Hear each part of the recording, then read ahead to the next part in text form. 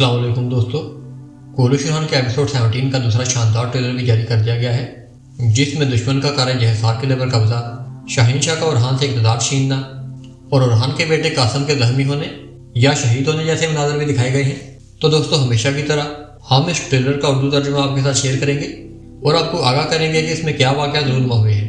तो चलिए वीडियो का आगाज़ करते हैं। ट्रेलर में सबसे पहले काराज हिसार किले का दरवाज़ा खुलता है और दरीजे पे किले में दाखिल होता है। उससे अगले सीन में तमाम बले सरदारान एक खुफिया मजलिस में मौजूद होते हैं और ज़मीर खान शाहीन शाह से मुखातिब होकर कहता है, हमें उरहान से पहले इक़दाम करने होंगे। पहले काराज हिसार और फिर बुरसा। उसके बाद मंजर बदलता है और महमद बे काराज हिसार किले में दाखिल होता है।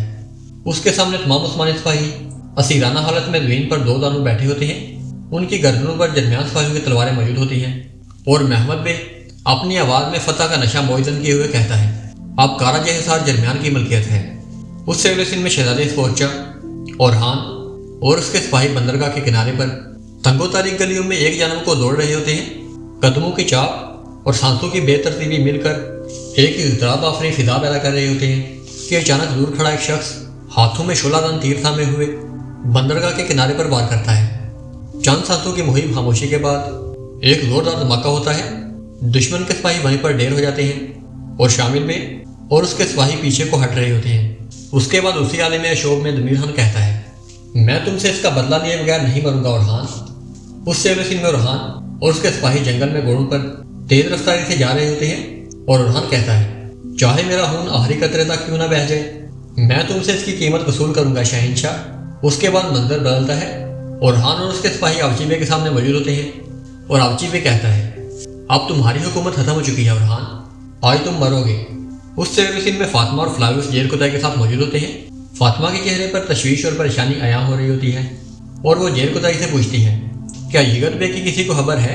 जेर कुताई जवाब देते हुए कहते हैं कि वो मौत से लड़ रहा है, जिंदा रहना उसके लिए शदीद दुश्वार है। उससे अगले सीन में शाहीन शाह जख्मों की लपेट में जकड़े हुए यगत के पहलू में बैठा होता है और वो अपने बेटे की हालत देखकर आहिस्ता मगर संजीदा लहजे में कहता है, आज क़यामत का दिन है और मैं अपना इंतकाम जरूर लूंगा। उससे अगले सीन में नीलोफर, गोंजा और हलीमा महल में जा रही होती है कि अचानक नीलोफर की नज़र उसके बेटे कासम पर पड़ती है।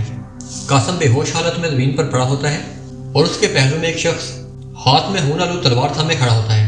यह मंजर देखकर नीलोफर का दिल तेजी से धड़कने लगता है और वो तेज सांसों और कांपती हुई आवाज़ में अपने बेटे को पुकारते हुए कहती है, कासिम मेरे बेटे। उससे अगले सीन में उरहान और अलाउद्दीन जंगल में दुश्मन से नबरत आजमा होते हैं कि अचानक उरहान की नज़र शाहीन शाह पर पड़ती है। उरहान शाहीन शाह को पुकारते हुए तेजी से उसके पीछे दौड़ता है कि वो दौड़ते दौड़ते खुद को और शहजादी स्कोचा को घने जंगल के वस्त में अकेला देखता है, जैसे कि शाहीन शाह ने इसके लिए यहाँ पर पहले से ही जाल बिछा रखा हो।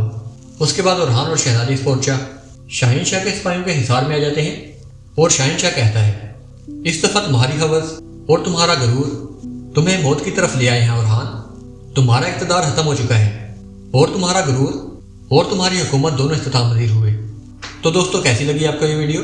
अपनी राय का इजहार कमेंट सेक्शन में ज़रूर करें। वीडियो अच्छी और इन्फॉर्मेटिव लगी हो तो इसे लाइक करें और हमारे चैनल को सब्सक्राइब करें। मैं मिलूंगा आपको ऐसे ही एक नए वीडियो में। तब तक के लिए अल्लाह हाफिज़।